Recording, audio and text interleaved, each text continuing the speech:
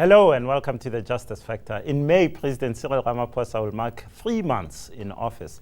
Given his very slim victory margin at the party conference in December, is he winning or losing? Is the Ramaphosa Effect dissipating or is it just taking off? In our analysis today, we'll be joined by Prince Mashele and Sipho.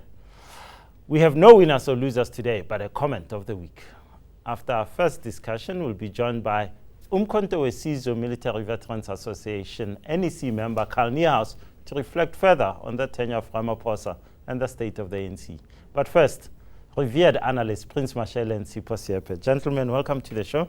Can I first ask you, it was a very divided ANC that went into the Nasrec conference. Is it united now? Is it better now, Prince Mashele? It is actually worse.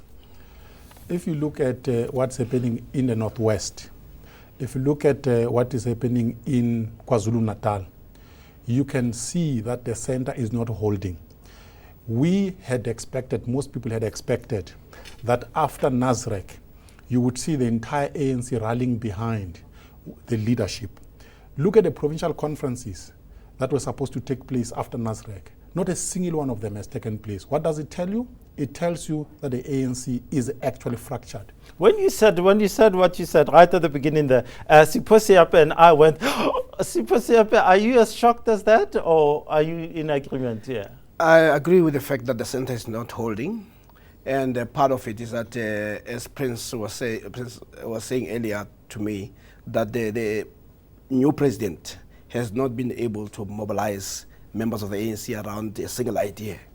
Actually, what we've seen him do, yes, he's been engaged in PR exercises, walking around, picking up pictures with whoever is willing. But ultimately, once you are given an opportunity, you have a responsibility to make sure that you rally people around yourself. We can say today that he has actually failed, but he has also been part of the problem. If you take, for instance, we go back to Northwest, because he's a very fresh. This is a man who decided to cut his trip. The trip that he told us was very important. And he rushed to Northwest. And people thought he was going to solve the problem. But once he got there, he was faced with the reality.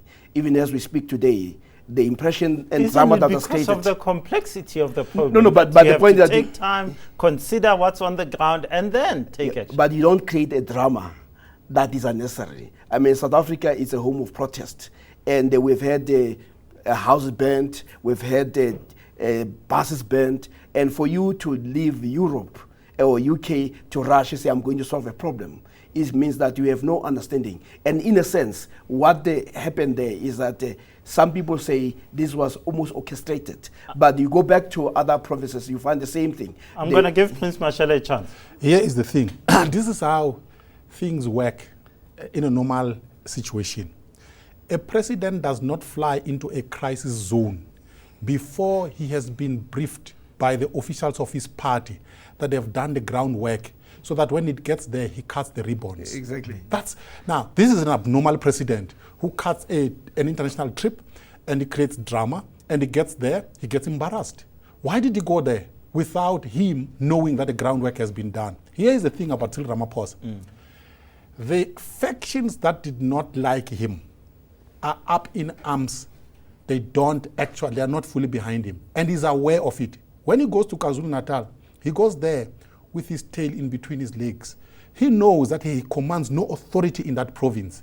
There are little chiefs in the ANC there who command various factions, and Sipho, then tell me here, with the dire situation that is being described here, and I have to say, when it comes to KwaZulu-Natal, I tend to agree with Prince Mashele. Does the ANC have a future? Does Cyril Ramaphosa have? In fact, let me ask you this. Does it mean that an NGC will be called very soon, and Cyril Ramaphosa, there'll be an attempt to push him out? Well, there are already such intimations by members of the ANC. But the bottom line is that you must accept what came out of Nasrec. You had a party that came up with the resolutions, and it came up with the leadership that does not support those resolutions. This is why people in the media say, even though Cyril Ramaphosa is the head of the ANC.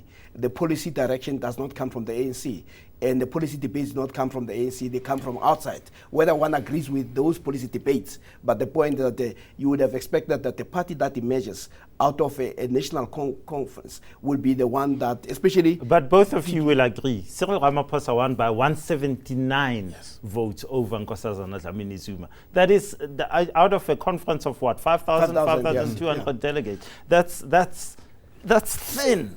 Look, this is what it means. It means that Nkosazana Dlamini-Zuma, who in my view is a proxy of Jacob Zuma, still commands a huge army in the leadership structures of the ANC. Cyril Ramaphosa knows that he cannot make a bold move without taking into consideration that big faction. I mean, to win by under 200 votes, it shows that you are the weakest link. By the way, after 1994, he is the weakest president in the sense that he is the only one who won by under 200 votes. That is actually groundbreaking. But on the other hand, look at what he has achieved. Jacob Zuma is no longer president of the ANC. Even with those two well-nigh balanced forces, he managed to get him out. He managed to give us a new cabinet. 10 ministers were fired. It's probably the biggest any president has achieved. Give him some credit. No, but you see, this is where it is not, that would have happened despite him. Actually, I remember even last year, there were people within the ANC who felt that right now you cannot remove Jacob Zuma. But as soon as he's no longer the president of the ANC, it would make it easier because you are looking forward. But so Jacob Zuma was no longer a president. So there was no value in them keeping him. And especially given that there were other issues that were embarrassing to the ANC that they felt that it needed to be put aside. So effectively it became a very convenient scapegoat so that you take all the problems and you start anew. That's why Ramaphosa talked about the new deal, new dawn. But in that there was really nothing. You're saying he has no agency whatsoever? No, look, here's the crisis of Ramaphosa. Ramaphosa has no ideas. A president who takes over a country does two things. One, he or she makes a big pronouncement about the direction of domestic affairs. As you and I sit here, I actually don't know where Ramaphosa is taking South Africa. Number two, a president makes an assessment of the whole world and pronounces the position of his country in the world. That is called foreign policy. Do you know what is Ramaphosa's foreign policy? Other than him attending some meeting here in the UK, the other one, he went to Angola. This guy has no ideas. So because he took over from Jacob Zuma, who was a total mess, he has lifted the national mood. But beyond that moment, we actually don't know where we are going. Yeah, well, I mean, I think it's scathing, but also I think the ANC also has come to that assessment because it has raised the issue, what does this new dawn stands for? Because what Ramaphosa, where he lacks ideas. You can't blame Ramaphosa without blaming the ANC. No, of course, yes. The ANC must also assume the responsibility because it was more about Ramaphosa giving them sound bites, new dawn, new deal. But when you start asking what is beneath that, what are the ideas? I mean, at least I would say Jacob Zuma had something called the 9-point plan. See, this one does not have anything on economic policy. You should at least be telling us and telling your cabinet that this is the direction that you're going to take. He's mentioned in the NDP that we wrote this Bible for the future. That's the one that we should follow. Oh no, it's not policy. Look, he was asked that question in Parliament. What do you stand for by the opposition? And what he did was just waffling. Look, here's the thing, Justice. The National Development Plan, Jacob Zuma can claim that it was his document, and rightfully so because it was developed under him, right? So with Manuel as the chair and Ramaphosa as the deputy. Exactly. So that document belongs to Jacob Zuma. Cyril Ramaphosa must give us something, and that something has not been put on the table of South Africans as we speak. What he has done, he has taken nice pictures, he walks, he travels to Angola, to the UK. I actually don't know what the guy is doing. Okay, you've just dismissed the President of the Republic and the President of the ANC. Does this mean that David D.D. Mabuza is in pole position to lead this country now? Here is the thing. If you imagine the future, right? You say Cyril Ramaphosa out in 5 years from now. I actually doubt if Cyril Ramaphosa is going to get a second term. This is a man who won by under 200 votes. Who is in? history will tell us that it will be for the first time that the deputy president of the ANC does not become a president. If we go by history, DD is going to be president of South Africa. Let me tell you, God save us. I mean, that's a dodgy character. Sipho, Seepe. Well, the long and short of it is Give me a 10-year prognosis of this thing. Right now, the ANC has no leadership. And if you want leadership, you need ideas.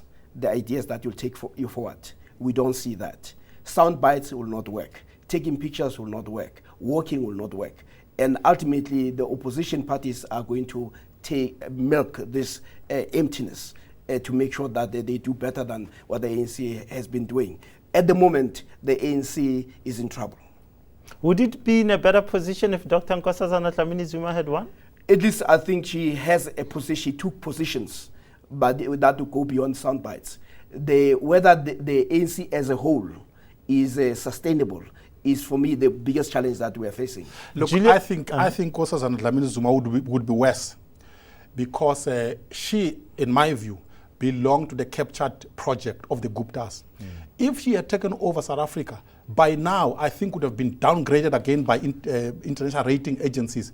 By the way, even her, she doesn't have ideas. I don't know what she has ever said that is worth remembering. Yeah. So,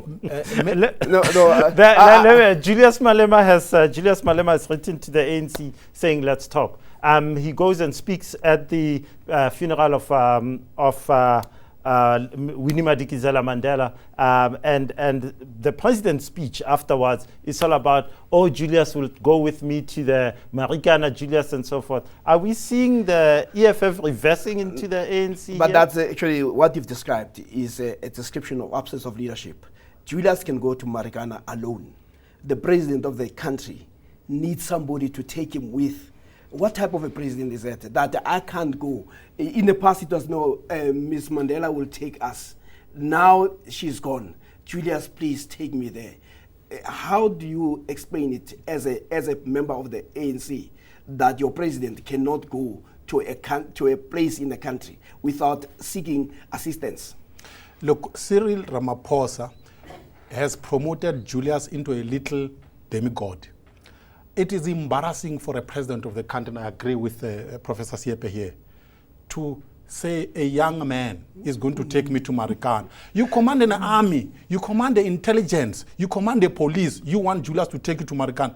In your country, and you are president of South Africa, why must we take you seriously? Wow. 3 months in office, and that's the assessment. Gentlemen, thank you so much. That was fascinating. After the break, Carl Niehaus joins us.